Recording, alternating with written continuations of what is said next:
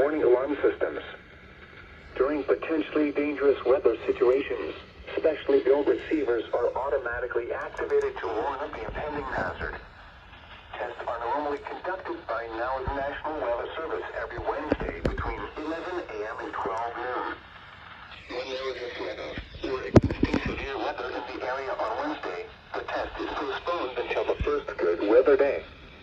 Reception of this broadcast and the warning alarm will vary from place to place. This variability, normally more noticeable at greater distances from the transmitter, will occur even though you are using a good quality receiver in perfect working order. The warning alarm will be activated for watches and warnings affecting the following counties: Christian, Dade, Dallas, Douglas, Greene, Laclede, Lawrence, Polk, Stone, Taney, Webster, and Wright. This has been a test of the NOW Weather Radio Warning System. We now return to normal programming.